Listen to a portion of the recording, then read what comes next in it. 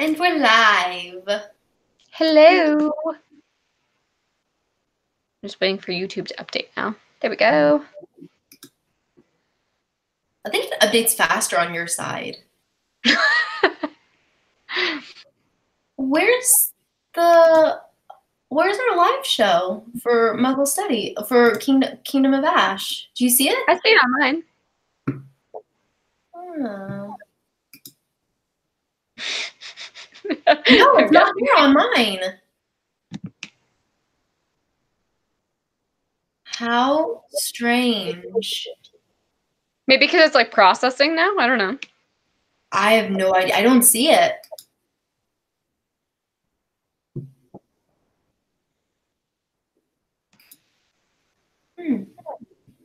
Oh, there it is. Weird. Okay. So, Ruby Circle. 5 out of 5 stars for me. 4 out of 5 stars? Really? Okay, tell me. 4.5. Tell me the beef. What's wrong with this? The whole pregnancy thing, and then Declan, and then raising someone else's kid, and I was just like, I don't like where this story is going. I just like really like that it is like all going back to like Rose and Dimitri for me, and I'm like, they could have a child. Oh yes, I love that. Yes.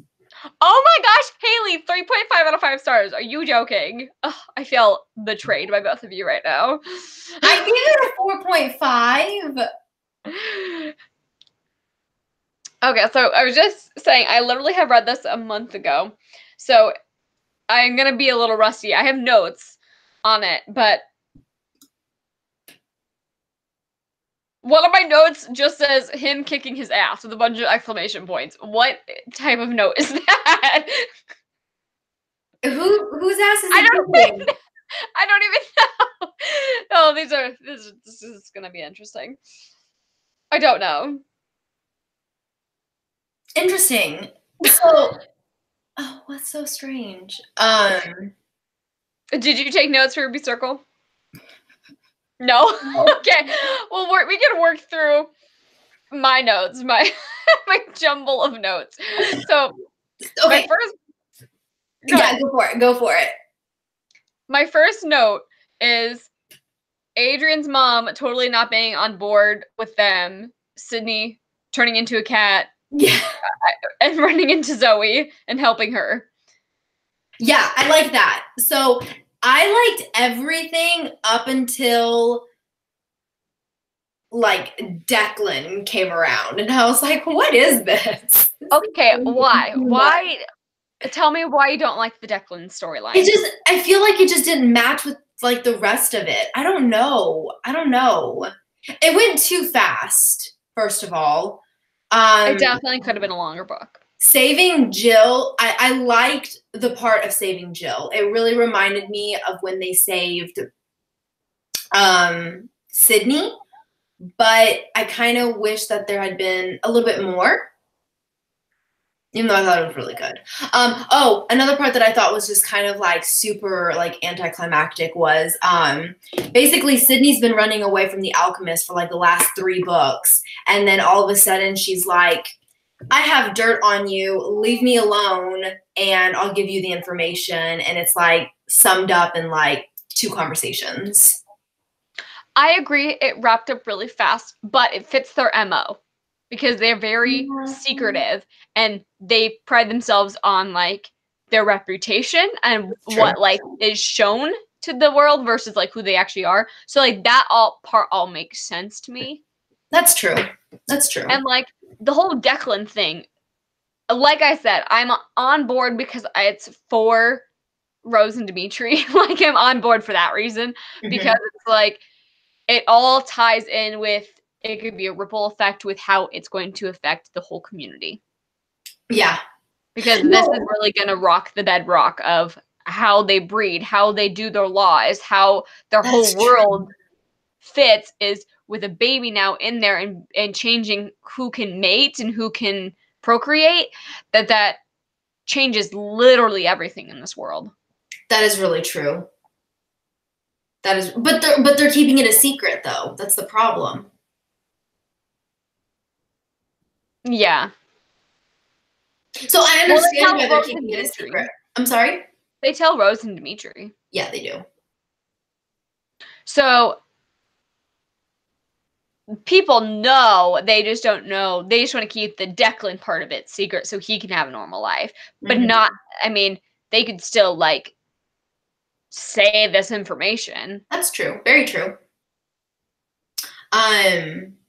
So Haley, right while we're talking, write what your beef is with it, and I'll argue with you until you agree with me. Yeah, I don't know if I would have gone as far as 3.5.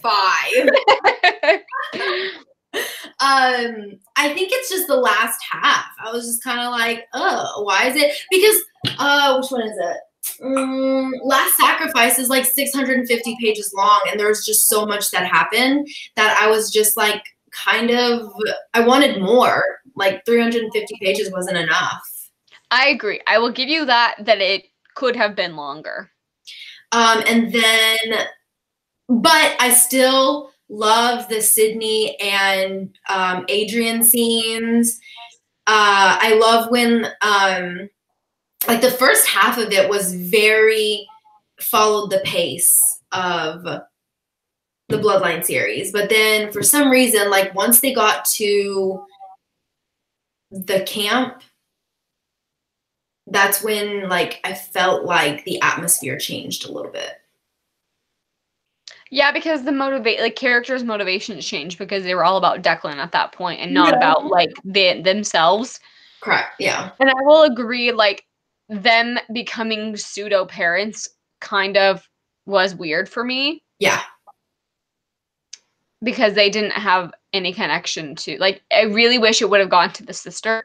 Because, like, and I get, like, the, you know, Adrian, gosh.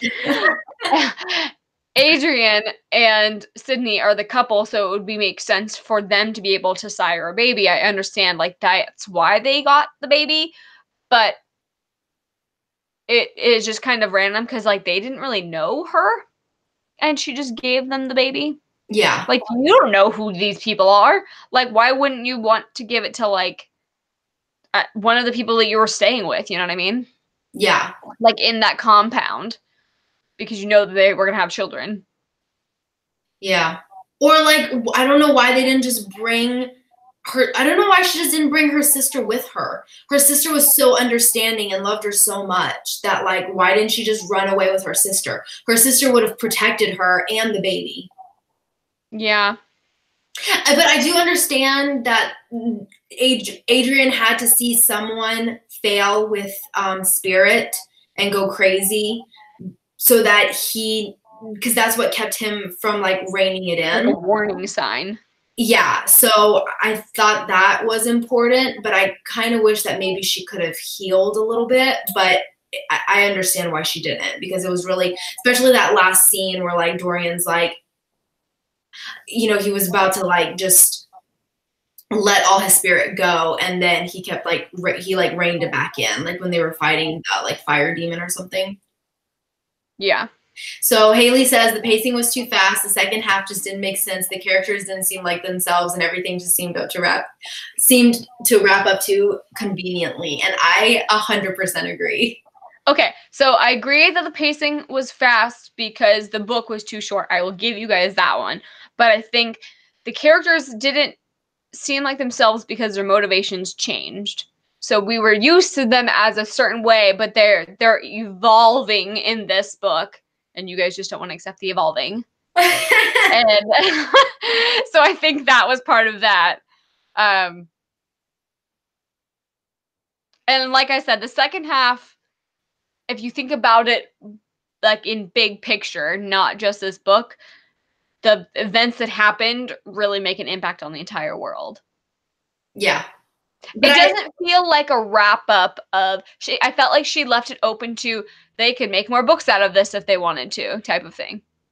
They could. It wasn't like a satisfying ending to things. And I wanted to see more Dimitri and Rose, and I felt like we got just a little hint of it. I wish like Rose and Dimitri had been privy a little bit more to what was happening. Yes, I would have liked that too. Like the only people who knew about Declan was just Sydney, right? Mm-hmm. I'm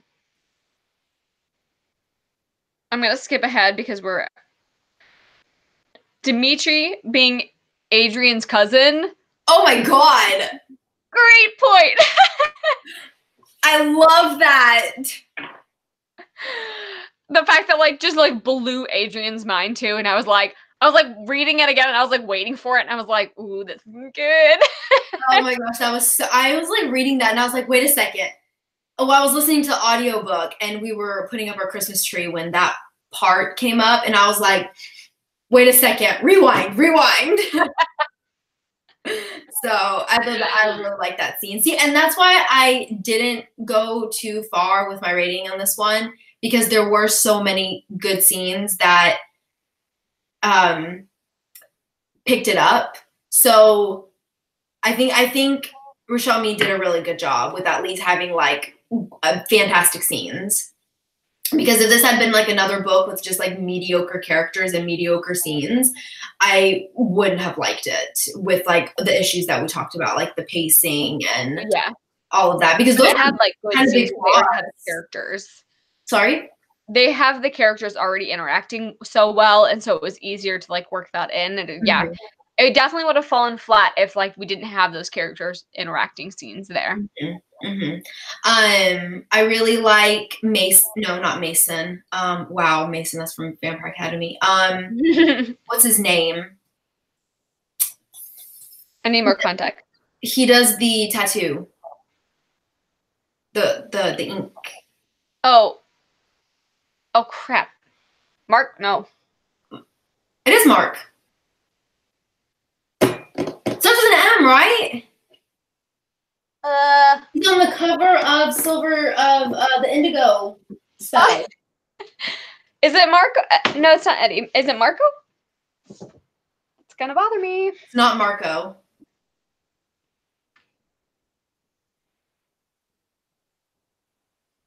Marcus. Yep. I was close, Mason. Mark. Eddie. I love Eddie. So Eddie kind of seemed a little boring in Vampire Academy, but I really loved him in the Bloodline series. He really took on his own character. Yeah, he definitely pops in this series. Yeah. Like in it's the second one, Frostbite, when Eddie when Mason dies. I was always like, why didn't Eddie die? Like, he just seemed so harsh, man. But I liked Mason, so I was like, why didn't they sacrifice Eddie? Why, you know? But now I'm really glad, because she did really good with this character, for sure. So, were you guys surprised that Alicia was alive?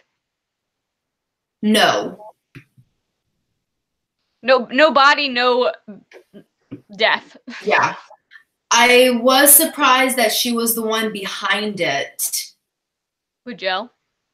I honestly thought it was going to be the Alchemist. Like 100. I honestly thought it was going to be the Alchemist. And I thought that like, so I was hoping for some like kind of epic battle, to be honest. Like I was hoping that like. Same. That definitely was missing in this one. Yeah. I kind of thought that Lissa would have seen past the Alchemist and severed. Okay, now I hear the echoing, Hannah. And severed their alliance and just gone against the Alchemist. And I was kind of hoping that the Alchemist would have like pretty much dissolved as an organization. So or like starting to, you know? Yeah. Because they're so flawed. I'm sorry? Because they're so flawed. So I was really hoping that was going to happen. I will say I did not like that how Lyssa's character evolved, and I get she's the queen, so she has to be diplomatic. But I hated how yeah, she's just like a wet noodle, and she like didn't want to ruffle anybody's feathers, and it's like, come on. I know. And I just want to be like, you're literally the queen. You can, Zara, drop it. What are you shooting? Sorry. It's okay. Oh my god, Zara. I don't know what she's chewing. Sorry. She's such a little rascal. But what is she doing? I'm sorry? What's she chewing? I have no idea. I just hear her chomping. Come here. I know. So she's being needy. Oh, she's got a little sweater on. I know. She's cold. It's like 40 degrees here. Oh my gosh. That's says the Texan. Texans. What? Said the Texan. No, and it says, I don't know if you can read it. It says trouble. Nice. Yeah, you wanted to come up and now you want to get down. I don't understand what you want. But yes, so I definitely didn't like Lyssa. And we didn't see Christian at all. I know. I would have loved to see more Christian. Yeah, they talk about it, and then they say that like Christian, in the epilogue, that he's going to propose, but it's like Christian was such an amazing character. Like he was such a complex character in Vampire Academy, and that's what I loved about him. And we didn't get any of it. Like it's funny because if I had read the Bloodline series without having read Vampire Academy, I wouldn't like Lyssa.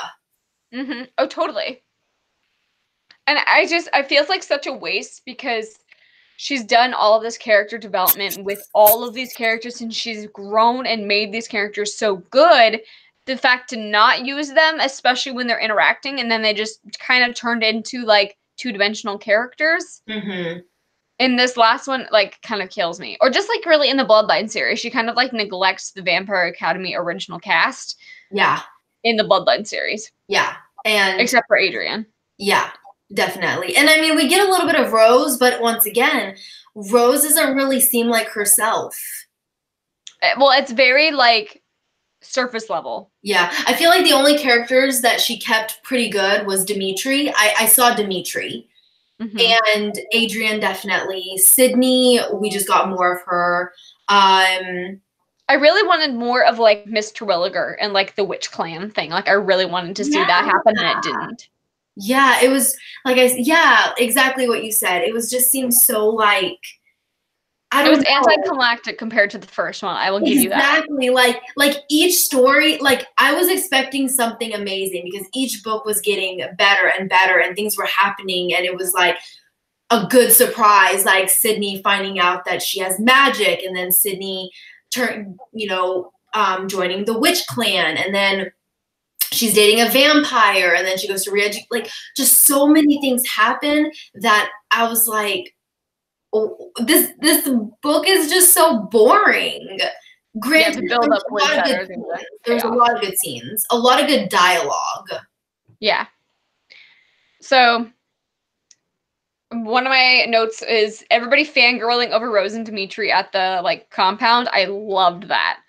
The like when they went to go find her at the Dampierre compound. And Rose and Dimitri like come with Adrian and Sydney before they find her, and they're like all of the Dampierres around are like fangirling over Rose and Dimitri. I loved that, and I was like here for them being like mini celebrities. It was great. I like that too. I like how she kept calling him comrade. Oh, and I'd love to see you install a car seat. Yeah. Can you just imagine like a baby duster, like a jacket, like a duster jacket on a baby, like, oh my god. Yeah. Like a Dimitri mini. I also have why doesn't Moroi use condoms with Dampierres? Why doesn't what? Why doesn't Moroi use condoms with Dampierres?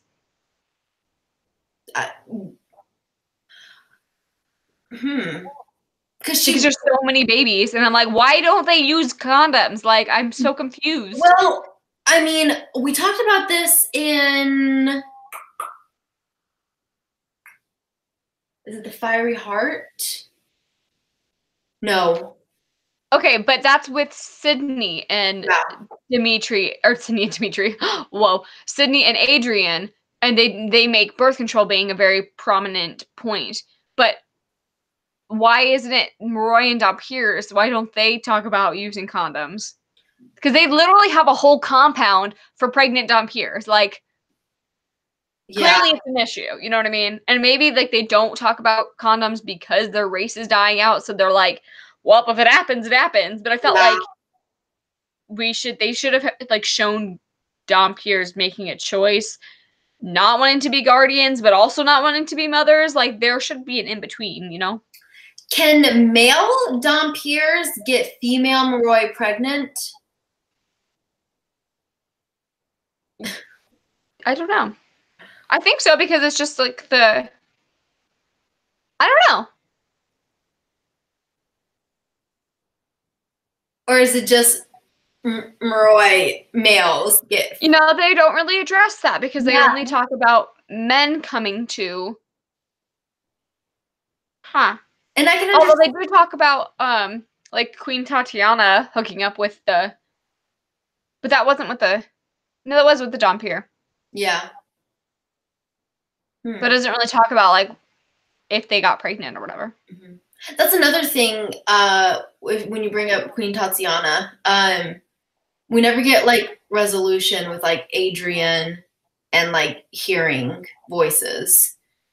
He basically goes back on his meds, but I kind of wish we would have had a little bit more Explanation there. Yeah, and just kind of If like he was like actually going crazy, or if he was really seeing spirits. yeah, because I could have seen it both ways. Like I could have totally seen him actually hearing spirits because Rose was shadow kissed and she could actually see the dead. So it wouldn't have been far fetched to like believe that. But then also he could be going crazy because of spirits. So either way. Oh, so one of my notes says Declan being Neil's and Neil wanting to stay away from him for protection. What did we think about that being his response? So dumb. I was so mad about that. And I was like, I get wanting to be protected, but like you could have volunteered to be like Adrian's guardian or something, and that way you're still around your child. And I was like, no, it was like so out there that people might recognize them together and would connect it. Like, what? Like literally, like basically take your son and leave the vampire world. That And no one would think twice.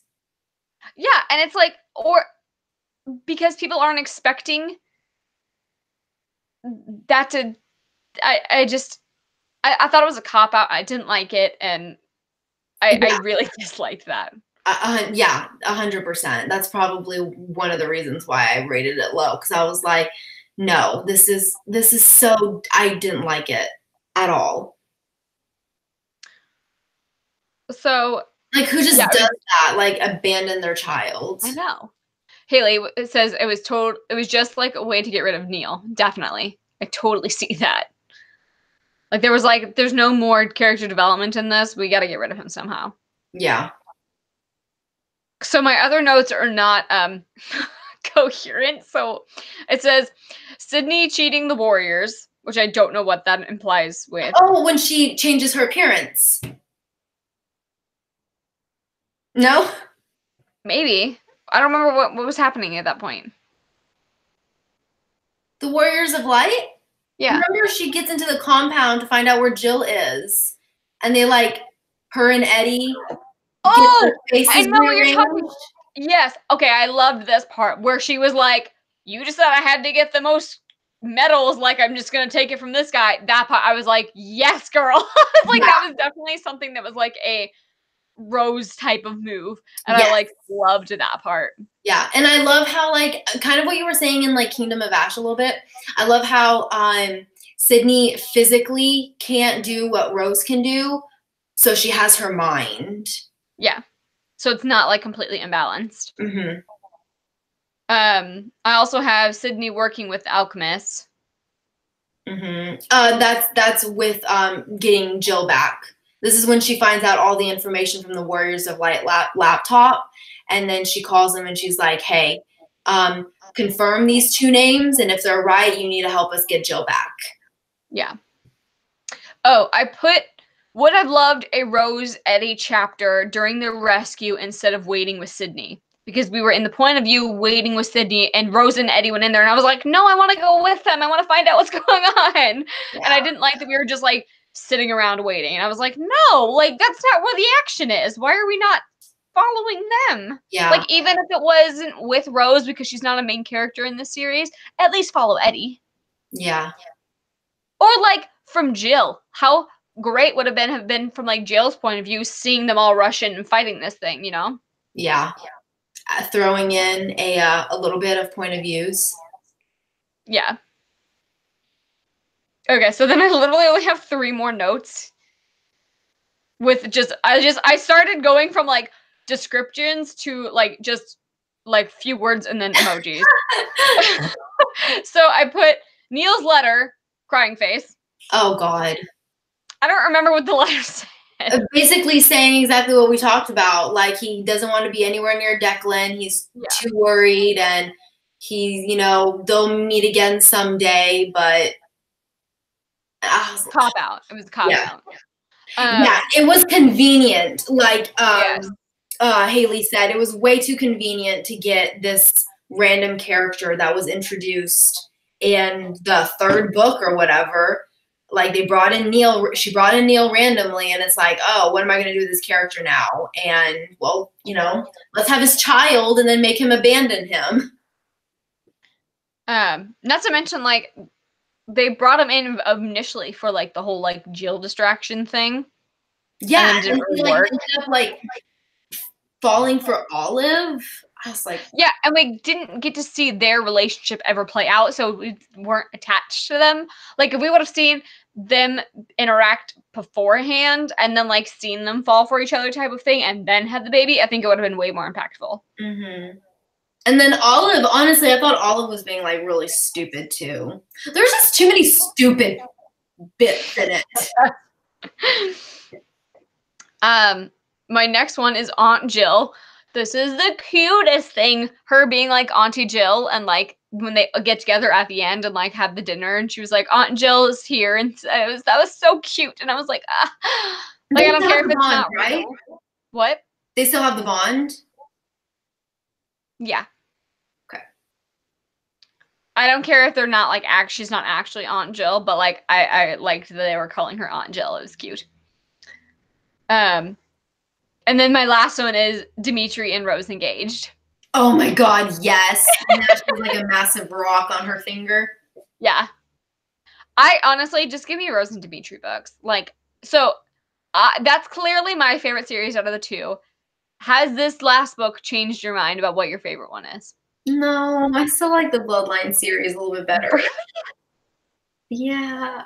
I like more action and fight scenes, and I got that more in like Vampire Academy, so I appreciate that. And I like more like Dynasty. Ooh, that's bad. Echoing. Oh, it's not echoing on my side. What is going on with the computers today? It's muted. On the other one. Interesting.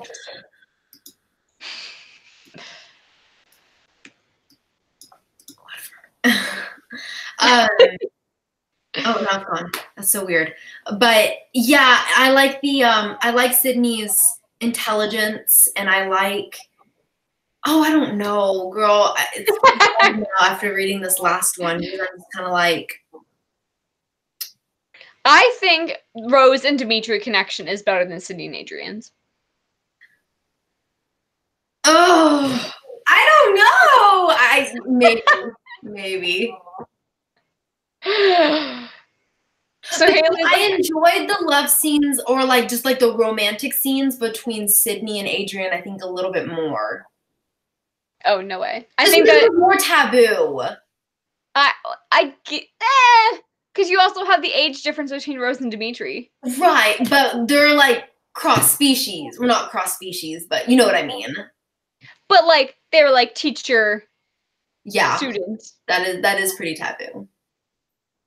And like the fact that she was a female guardian and she was like choosing that path, which means she shouldn't be focused on boys, because in this series it's shown like if you're interested in boys then you're gonna get pregnant type of thing. Yeah. It's so hard. I can't decide which one is like, I'm looking at my books. I'm like, which one is my favorite books of both series? And I think like Rose is more sassy than Sydney. She is. And so I like the banter between Rose and Dimitri better, and like the sass there better. So that's like why a big thing. But I think so. Okay, Sydney and Adrian have more like swoon-worthy scenes, where it's just like versus like Rose and Dimitri. It's more like you said, like sassy banter, like you want to kiss me, kind of. You know what I mean? Yeah, well, that's because like Adrian's romantic, so he like does all that gushy stuff, and I'm like, I love that stuff. Because you're romantic and I'm like the sass asshole. I'm okay with that. That's fine. I can be a little spicy. Well, and Trevor always jokes that I like have zero sentimental bones in my body, so it's like that fits right in. Like that's funny. I think honestly, it's so crazy how one book can just change your opinion. But it's the finale. It's like a really big deal. Yeah, and it wasn't executed well. And I think that's why I rated it a 4 out of 5 stars, because I knew what she was capable of. Like, I've read her books. I thought they were really, really good. So I was like, kind of like when we read Escaping from Houdini. Like, it was still really good, but it was like compared to the other two, it wasn't as good. Yeah. So I was comparing it to all the other books, and all the other books were, 5 out of 5 stars, no question. So this one I was like, So before I reread it this time, like because I rated it 5 out of 5 stars, which I might be wavering on a little bit. That before I rated this one, like my original rating was 4 out of 5 stars. Oh. And I remember going into this one and seeing how short it was and was like, why did I rate this 4 out of 5 stars? Like, that worries me how bad this is going to be. And now I'm like, yeah. I could go back and forth. Yeah, I think I'm going to stick with like my 4.5. 4. Between 4 and 5. Yeah. Well, and I think at first I rated it a 5 on Goodreads, but then I was really thinking about it, and I'm like, no, it's really like I'm not gonna reread it. So when I rate books 5 out of 5 stars, to me it's like a book that I would invest my time to reread. So gotcha. I'm not gonna reread The Ruby Circle, more than likely. So, but I could definitely see myself rereading any of the other books. Yet Ruby Circle or Bloodlines is still your favorite series. I really like Vampire Academy too, though. Like, just the original, like the first one. I think the first one is my favorite. What? All of them are great.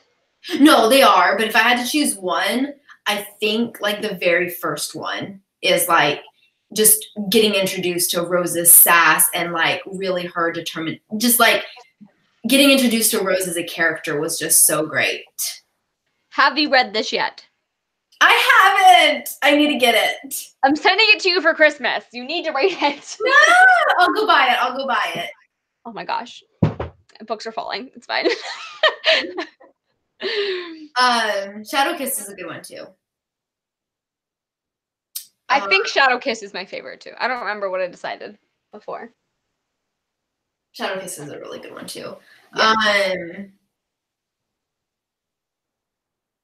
I had thoughts. Oh, yes. So I also didn't like how each book we lost more Jill. Yeah. And They were very inconsistent with that. Yeah, and I totally understand why she was maybe missing in the Ruby Circle, but like, why didn't we get more Jill in the other ones? Like, she's supposed to be like a prime character. Like, for example, with Lissa. And so I was hoping with the Bond, granted it's the opposite. The reason we got to see Lissa so much is through Rose. So I was hoping with Adrian we could see Jill, but it's the opposite. Well, and I felt like, especially comparing the Vampire Academy series to this series, we have this same premise of like them being connected and them being like having that bond, but we did not get to see how that bond really affected them that much. Yeah, I wonder how it would have been if it had been Jill and Sydney's point of view, and then all of the moments that we saw, like from Adrian's point of view, would have been through the bond through with Jill. Yeah, and then we would have seen Jill, like when Sydney was taken away. We would see how, like, how much of a hole Adrian was in because Jill was there. And then it would have been interesting to have seen her when she was taken. And like you said, it would have been really interesting. I think that would have been, I think I might have enjoyed the story even more having Jill as a Jill's perspective. Yeah. So I do like that. The only thing is we wouldn't be able to see like Adrian being so like crazy type of thing. Well, no, you'd see it through the bond. Because that's how we saw Alyssa. Yeah, but I don't think that we see, like, we wouldn't have seen like Adrian seeing his aunt and things like that. His is all internally. Hers, she was like self-harming. Yeah. That's true. But I wish they would have utilized Jill more because that's what made the whole like premise was they were protecting Jill. So I feel like she should have been more forefront. Like Haley said, Jim seemed to be on the back burner throughout the series. And I wish that we would have seen how that bond connected them and what like both of them being Maroy, how that's different than a Maroy Dampier connection that it was for Jill and Lissa, and how like that changed the bond and what they did, like different experiences they had with that. Mm-hmm. I felt like that was like they went into that going with that and then just like sidestepped it. Yeah, like she decided to go a different direction. Like what I liked in I will say this, what I liked a lot in Vampire Academy is that even though Rose and Dimitri, like, yeah, their romance was a huge part of it, but I wouldn't necessarily consider the Vampire Academy series like a romantic book, like series. It's packed full of action and there's a lot more than just romance, versus Bloodline series ends way up more romance. Yeah, ends up turning into like full on just, it's all about Adrian and Sydney and their romance, and everything else takes second priority compared to Vampire Academy. Granted, Rose does leave to find Dimitri, but it's not necessarily like, it's different, you know? Yeah. Like, you understand. Yeah, and I find it so funny that Vampire Academy is my favorite and Bloodlines is your favorite, when I tend to like contemporaries more than you do. See, I hate contemporary. It's so weird. I don't hate it, but it's not my favorite. Yeah. But you read like adult romance books, so maybe that's why you connected with it. I love adult romance. I kind of want like Sarah J. Maas to just like throw out some like standalone romance. I'll like eat it up. But just like straight smut. What? Just like straight smut. But not like, yeah, but it's gotta be classy. Like classy smut. No 50 Shades type of smut. No. Like we want the classy smut. I want like A Court of Mist and Fury, classy smut. I don't even know if that's considered classy smut, but whatever. I think it's on the spectrum, because there's like Amish contemporaries out there that I would be the classy smut, that it would be like toned down romance. So yeah, for sure. I think it's on the sliding scale there. Outlander is amazing for the romance. It's so big though. I could never do Outlander. Huh? I can never do Outlander. Yeah. It's like, yeah. Well, I just can't do it because of time travel, and I'm like, Oh, it right. would bother me to no end. I don't think it's time travel. I think it's historical fiction.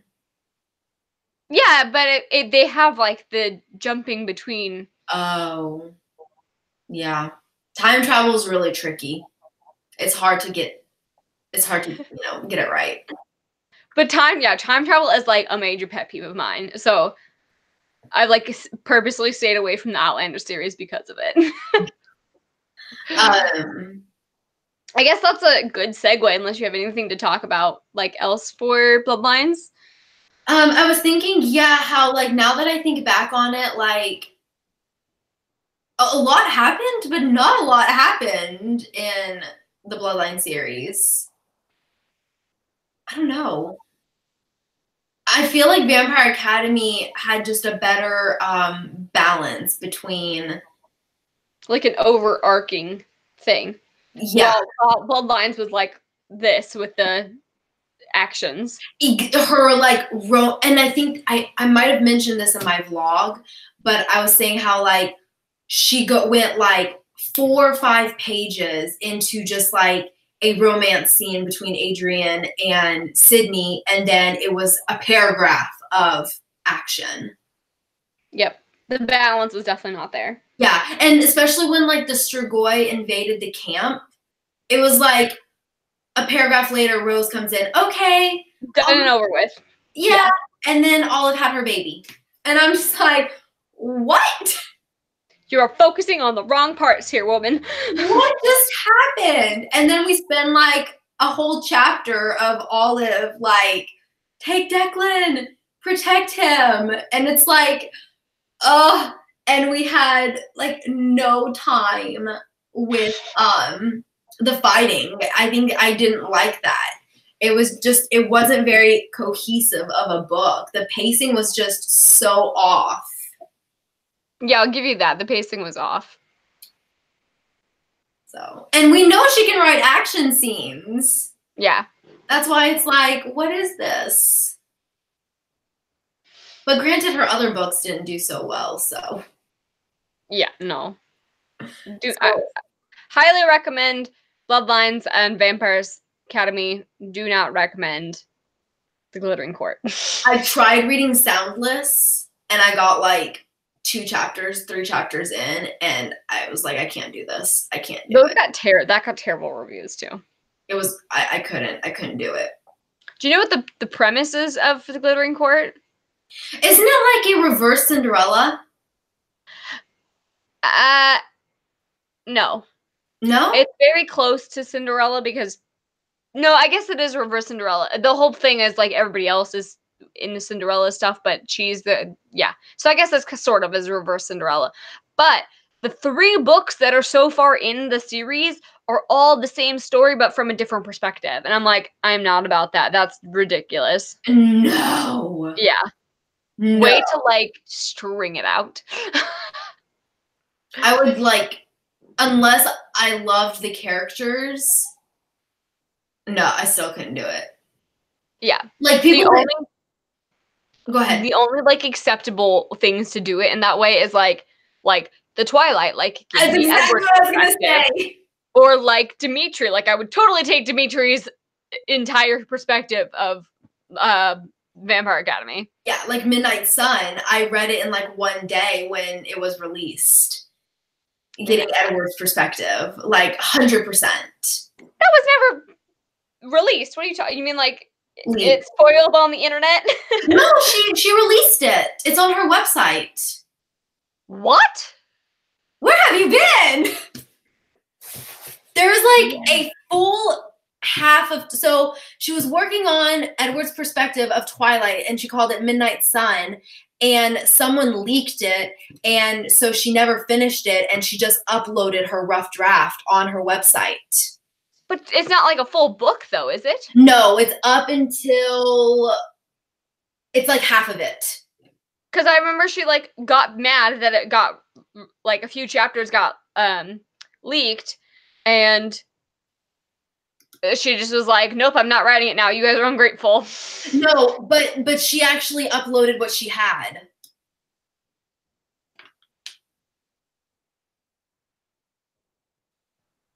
Oh, Haley said it's deleted. Oh, they deleted it?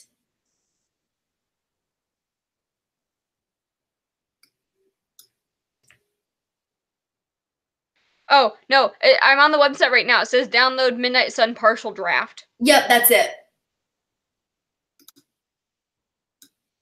Interesting. I may be picking this up. Do it. It's good. I loved it.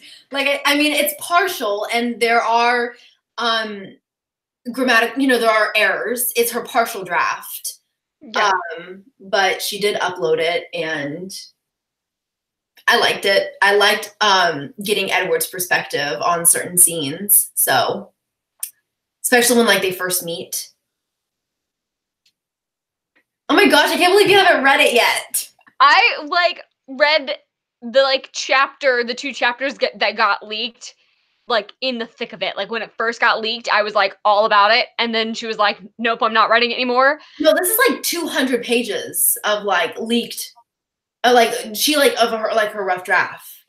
But like after that point where she was like, nope, I'm not writing it anymore, I was like, okay, well then like this is dead. Like it's not gonna come, so I've just not looked for it. I want to say it ends where he's when he like starts driving her to work, to school. Yeah. It kind of I think it ends around that point. Interesting. So like we get to see, how he disappears from school? Yeah. We get to see where he goes. Oh, I'm totally picking this up. Yes, it's so good. Girl, we should reread Twilight as like oh my gosh. a series. Oh, it's 264 pages. I told you it's a good chunk of because like hold on. 2008. Holy moly. Where have you been? I don't know. Okay, this book is 500 pages in Twilight. It's half of it. I can't believe I've never read this. Okay, we should segue into what we're reading for Oh, I can do that.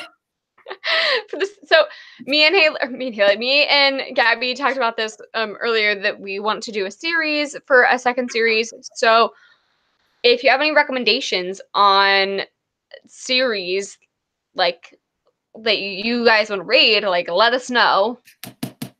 No, we cannot. I would totally reread it. But I would like inhale it. Like I would I want to read a new series. I was like, if only we were in the middle of rereading, like we're both on Harry Potter and the Order of the Phoenix. I was like, that's true. I would totally do live shows for Harry Potter. But I'm like halfway through Order of the Phoenix though. Yeah, me too. Oh, okay. But we're going to be doing the Ladies' Guide to Petticoats and Piracy for January. So we're skipping December, as obviously. So this live show will be like at the end of January. Oh, goodness sake. But this is the second book to The Gentleman's Guide to Vice and Virtue. I don't necessarily know if you have to. I think you probably have to read The Gentleman's Guide. Actually, I think you do. I started it. I'm only like 40 pages in. And you would be a little lost if you didn't read the first one. So we were also talking about like series that we want to read through. And we were tossing around Shadow and Bone series. If we wanted to do that. So like that's an option for series reread. Right? This was the one that we were talking about, right? Yeah. And then Raven Boys. Yes, I would reread the Raven Boys. So I've only read the first one and I loved it, but I've put it off for so long because I just want to inhale the series. Okay, so Hannah, the Raven Boys would make for fantastic live shows. There's so much to talk about. Okay. And the fourth one is so good. The fourth one's my favorite. Haley, have you read So which one would be a reread? Shadow and Bone or Raven Boys, or both? But those are like the two big series that I have on my TBR shelf that I would like to get to. I feel Also, like this is an adult book, but A Discovery of Witches by Deborah Harkins. Trisha bought this for me a long time ago that I really want to get to. Well, we can read that as one of our Muggle studies. Yeah, this is a series though. Oh, it is. Yeah. So this could be another option too if you guys looked into that and wanted to read that. Interesting. Gosh, there's so many books that I need to read, and it's like, oh, let's do a reread. Also, I really want to get to this one. Is this on your radar? Yes. Okay. I'm really interested in this one too. To read that was this on my radar. This would be cool as a Muggle Studies book club pick too. So when we're doing a series, we have to do a series that's already out so that we can marathon it. Yeah. I meant this for like normal Muggle Studies. Okay, yeah, no, definitely. Yeah, definitely. Because there's like a lot of series that I was like debating on like us doing as like our second book, but then I thought about it. I was like, no, we need to do one that's like fully out so that we can actually marathon it. Yeah. Oh, Hannah, what about Daughter of Smoke and Bone? I've already read the first one. I'm halfway. I liked it, but I haven't read the rest of them. Yeah. But I would reread The Raven Boys 100%.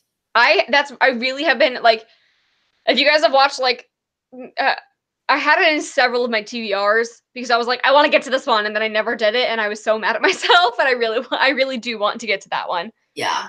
Or have you read Leviathan by Scott Westerfeld?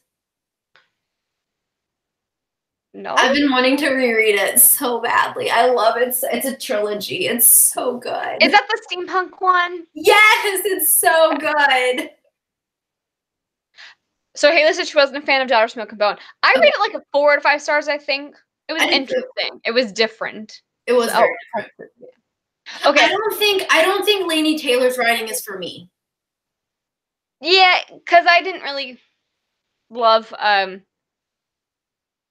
Strange the Dreamer. Thank you. I'm not finishing on with it either. Yeah, I probably won't either. I'm not finishing Muse of My Nightmares. Oh, we could totally do this too. Darker Shade of Magic, V. Schwab. I've been like thinking of picking it up, but then I haven't. I haven't. I've already read it once and I really liked it, but I haven't continued with the other one. And I just bought the audiobook so I can continue on with the series because I do eventually want to finish it. It's just not like high priority for me. People rave about that series. It's good. Is it? Yeah. Haley said yes to something. I'm gonna guess it's probably to Darker Shade of Magic. I'm gonna write down. We can always poll it on Twitter. Yeah, we've got a lot to poll. So okay, first we've got paper. Oh. Girls of Paper, right? Yeah, for Girls of Paper and Fire, but that's for regular. Okay. Like we can just do that as any regular Muggle Studies one. And then the Witches one. And then Ladies Guide. Oh, Discovery of Witches can be a series one because all of those, there's at least 4 or 5 out. Okay, so the Witches Guide. Witches Guide. What? Wait, what did you call it? Discovery of Witches. Oh, shoot. I was like the Ladies Guide and the Witches. Yeah. The Discovery of Witches. Oh, my goodness sakes. And then we have the Raven Boys. I also really want to get to the series, too. I have so many series I want to read. That's a good one, too. Have you read the series? No. But I've been hearing about it. Trisha raves about this, and so does Trevor. Yeah. But Trevor also raves about Mistborn, and Kevin, sorry, Trevor, but Kevin straight up told me I wouldn't like it. For Mistborn? Yeah. I thought it was the Words of Radiance. Both. That he said he wouldn't like. He told me I wouldn't like either of them. I liked Mistborn. He told me I wouldn't like the ending. Oh, no, the ending is really good. Kevin's crazy. Red Rising is a good one. Shadow and Bone is a good one. That's been on my radar. Because I really want to read Crooked Kingdom. Yes. But I want to read Shadow and Bone before I read those ones. Yeah. I would really like to do Raven Boys. You want to do Raven Boys? Like, I really want to get to that series. Okay, let's do Raven. We can do the Raven Boys. We can poll it and see what people say, and then if it's like between two certain ones, we can do the Raven Boys. I've never the Discovery of Witches sounds really good. I've never heard of it. I don't even remember the premise of it because Trisha got it for me. But I remember looking into it. Okay, it says, deep in the heart of Oxford's Bodleian Library, Dana Bishop, a young scholar and the descendant of witches, unearths an enchanted alchemical manuscript. Wanting nothing to do with sorcery, she banishes the book to the stacks, but her discovery has set a fantastical underworld stirring, and soon a horde of demons, witches, and other creatures descends upon the library. Among them is the enigmatic Matthew Claremont, a vampire with a keen interest in the book. Equal parts history and magic, romance, suspense, A Discovery of Witches is a mesmerizing and addictive tale of passion and obsession that reveals the closely guarded secrets of an enchanted world. Well, guess what I'm buying? That sounds right up my alley. People really like this series. I think it's got good ratings on Goodreads. I was just on there. I heard witches, vampires, and passion. And look at how gorgeous that spine is. Oh, I love it. So pretty. Oh, it's so good. It has close to 4 out of 5 stars, 3.99, so not bad. And I think there is 4 or 5 books in the series. Let's see. It's a trilogy. The most recent one just came out. Yeah, it's a trilogy. Mm-hmm. It's a trilogy? It says trilogy. Huh. Yeah. It's a trilogy. Yep. Okay, well, so that's another option. That looks really right up my alley. I'll definitely read that. I want to read a little bit more adult. I feel like I'm getting a tad bored with young adult a little bit, just a little bit. Like young adult fantasy, I feel like I'm getting a little bit disappointed with all the ones that I've read. I haven't found a really good young adult fantasy since Throne of Glass. So I feel like everything I'm picking up, I'm just kind of like Strange the Dreamer, I was a little disappointed. The Glass Spare, I was disappointed. That one was not good. Just certain I'm halfway through the Hazelwood and I put it down. I was kind of disappointed. So it's just, I've just been really disappointed with young adult. I've heard people rave about this one. I know, me too. Same with on the list. Child of Bone and the Tomi Adamami or something. I can't say Trisha can say it way better than I can. Children of Blood and Bone. Children of Blood and Bone. Yeah, that's it. Well, I think we have a lot of good options. So we're doing Lady's Guide to Petticoats and Piracy. That one I'm really excited about. And Hannah, we're going to fly through this book. It'll be good. Yeah. And then Hannah's going to read Midnight Sun. Yeah. And then, so do we want to do Raven Boys? We're going to do a poll. I'll reread Raven Boys. Okay. Raven Boys is a series that we're doing next. So Raven Boys number 1. You seem really excited about it. Yeah, well, I've been excited about it for a year. I just need to get it. It's been a long time. I reread, it's probably been 2 years, 3 years probably since I read The Raven Boys. And then I read The Raven King when it came out. So I'll reread it for sure. And it's will be the perfect time to read it because it's right now outside it's all rainy and dreary and stuff. So it's going to be perfect atmospheric time to read it. Sounds like a plan. Okay, so let me get my Raven Boys. Okay, so for January, sorry, I'm wearing my work pants. January, we've got Ladies Guide to Petticoats and Piracy, and we're starting our series on the Raven Boys. Cool. Yeah. All right. So we will let you know when the next live show is. With Gabby's schedule now, it'll probably be on like a Saturday or something, like on the weekends. So we'll try to give you like a heads up with an advance. I'm gonna talk to my work and see if I can just request off like set Saturday or something, last Saturday of every month or something. Yeah, whatever you need to do.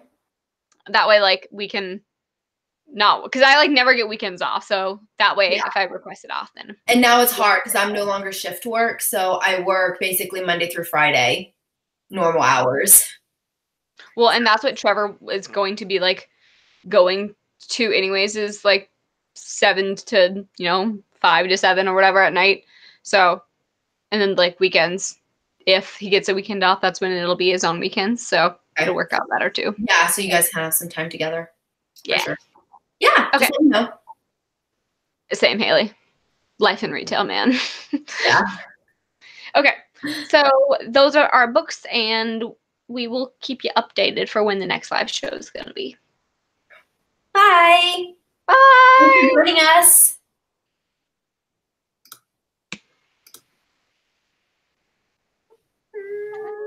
I was gonna think we're still live. We are. I don't know how to end it. What the? You ended it last time. The button is gone.